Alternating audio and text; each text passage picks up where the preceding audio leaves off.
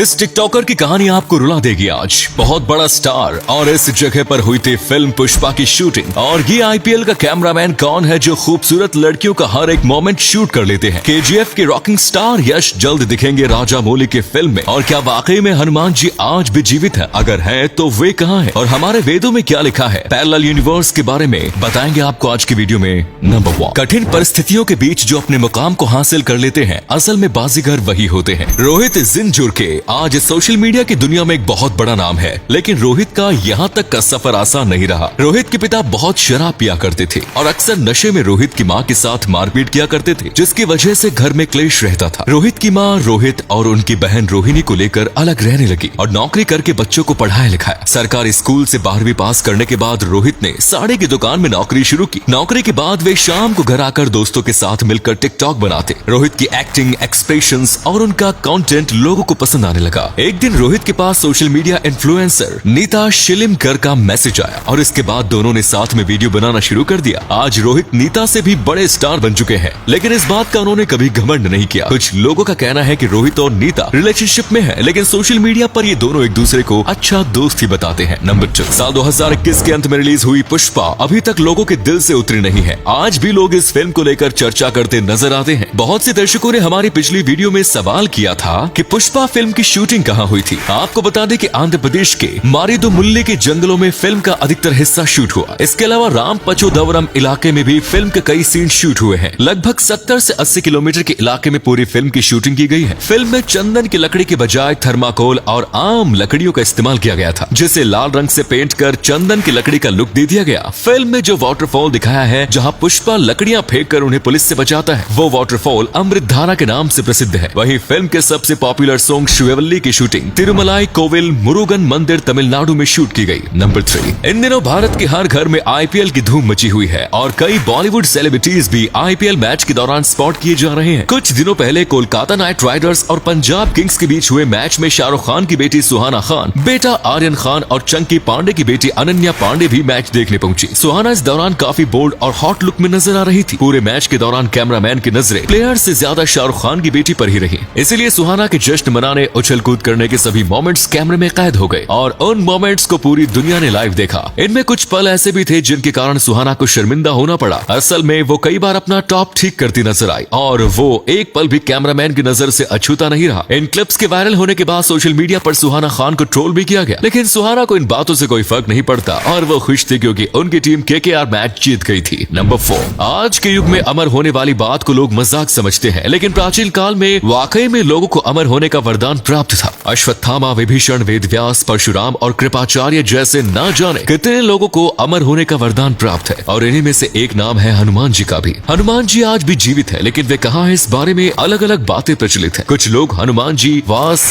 मंदान पर्वत में मानते हैं, तो कुछ हिमालय के चोटियों में, तो वहीं कई बार श्रीलंका के जंगलों में हनुमान जी को देखने की बात सामने आ चुकी है। हनुमान जी को अमर होने का वरदान किसने दिया, इस बारे में भी कई मान्यताएं हैं। कहा जाता है कि हनुमान जी जब लंका में सीता मैया से मिले थे, तो माता सीता ने हनुमान को अमर होने का वरदान दिया। इसके अलावा जब हनुमान जी ने अपना सीना फाड़कर राम और सीता मैया की तस्वीर दिखाई, जब प्रसन्न होकर भगवान राम ने ही उन्हें अमर होने का वरदान दिया। रामायण खत्म होने के बाद जब सभी लोग मोक्ष जा रहे थे, उसी समय हनुमान जी ने ब्रह्मा जी से कहा कि जब तक धरती पर राम का नाम लिया जाएगा, उन्हें धरती पर ही रहने दिया जाए, और तब से लेकर आज तक हनुमान जी धरती पर ही मौजूद हैं। नंबर 5, पुष्पा और RRR के बाद इन दिनों KGF चैप्टर 2 बड़े पर्दे पर धमाल मचा रही है। इस फिल्म में सुपरस्टार यश अपनी एक्टिंग से सभी का दिल जीत रहे हैं। फिल्म के प्रमोशन के दौरान यश निर्देशक SS राजामौली के साथ काम करने की इच्छा जाहिर कर चुके हैं। इसके बाद राजामौली ने कहा था कि यदि यश तैयार है तो उनके लिए एक स्क्रिप्ट जरूर लिखी जाएगी। खबर है कि यश और राजामौली के बीच एक फिल्म को लेकर सहमति बन गई है। यह असल में एक साई-फाई फिल्म होगी, लेकिन फिल्म की क्या स्टोरी होगी, क्या यश इस फिल्म में भी लंबे बालों और दाढ़ी के साथ नजर आएंगे या राजामौली उनके साथ नए एक्सपेरिमेंट कर सकते हैं, ये सब आने वाले समय में जल्द ही पता चल जाएगा। लेकिन एक बात तो साफ है, यदि यश और राजामौली साथ में काम करते हैं तो फिल्म का हिट होना तय है। नंबर 6। जब भी कुंभ का मेला आयोजित होता है, नागा साधु मुख्य आकर्षण का केंद्र रहते हैं। देश विदेश से लाखों लोग नागा साधुओं के दर्शन के लिए आते हैं। नागा साधु का जीवन काफी कठिन होता है। इन्हें नग्न होकर स्नान करना पड़ता है, जमीन पर सोना होता है और ब्रह्मचर्य का पालन करना होता है। केवल पुरुष ही नहीं बल्कि महिलाएं भी नागा साधु बनती है। अकेले जूना अखाड़ा में ही 10,000 से अधिक महिलाएं नागा साधु है। महिलाओं को नागा साधु बनने के लिए लंबा इंतजार और कड़ी तपस्या करनी पड़ती है। 10 साल ब्रह्मचर्य से रहने के बाद अखाड़े के महामंडलेश्वर तय करते हैं कि महिला नागा साधु बनने के लिए तैयार है या नहीं। पुरुषों की तरह ही महिलाओं को भी पिंड दान करना है। 24 घंटे में नागा साधु सिर्फ एक बार भोजन करते हैं। सिर्फ भारतीयों में ही नहीं बल्कि विदेशी लोग भी नागा साधु बनकर अपना जीवन व्यतीत करने में दिलचस्पी दिखा रहे हैं। महिला नागा साधु अपने शरीर पर एक भगवा या सफेद रंग का कपड़ा लपेट कर रहती है और स्नान करते वक्त भी कपड़े से उन्हें शरीर को ढके रहना होता है। नंबर 7। बच्चों के अनाथालय तो आपने बहुत देखे होंगे, लेकिन महाराष्ट्र में नागपुर से 350 किलोमीटर दूर हेमल साका नाम का एक गांव है जहां जानवरों का अनाथालय बना हुआ है। इस जगह पर 100 से भी अधिक जानवर रहते हैं जिनकी देखभाल डॉक्टर प्रकाश और उनकी पत्नी मंदाकिनी मिलकर करते हैं। प्रकाश सभी जानवरों को अपने परिवार का हिस्सा मानते हैं। पिछले 45 सालों से वे यहाँ पर जानवरों की देखभाल कर रहे हैं और यहाँ पर सिर्फ खरगोश और मोर और हिरण जैसे जानवर ही नहीं बल्कि मगरमच्छ, तेंदुआ, लकड़बग्घा और भालू जैसे खूंखार जानवर भी रहते हैं। डॉक्टर प्रकाश के पोता पोती भी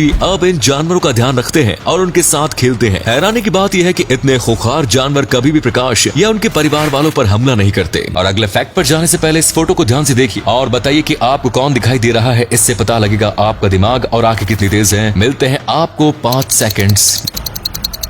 नंबर 8। मार्वल की फिल्मों में डॉक्टर स्ट्रेंज मल्टीवर्स और पैरेलल यूनिवर्स की बातें किया करते थे, लेकिन ये तो आधुनिक साइंस की बातें हैं। हमारे वेदों में हजारों साल पहले ही पैरेलल यूनिवर्स के बारे में लिखा जा चुका है। असल में जब भगवान राम का धरती पर अवतार लेने का लक्ष्य पूरा हो गया तो उन्होंने यमराज से आगे की यात्रा पूरी करने के लिए कहा, लेकिन हनुमान जी ने यमराज जी को द्वार के अंदर ही नहीं आने दिया। इसके बाद राम जी ने एक गड्ढे में अपनी अंगूठी फेंक दी और हनुमान जी से अंगूठी लाने के लिए कहा। जब हनुमान जी अंगूठी लेने पहुंचे तो वहाँ अंगूठियों का ढेर लगा हुआ था। असल में नागलोक था जहां नागदेव वासुकी ने बताया कि विष्णु के अवतार द्वारा अलग अलग काल चक्र में फेंकी गई अंगूठियां जिन्हें हर बार तुम ही लेने आते हो, जिससे वे अपनी यमलोक की यात्रा पूर्ण कर सके। यानी वेदों में पहले ही पैरेलल यूनिवर्स के बारे में लिखा जा चुका था।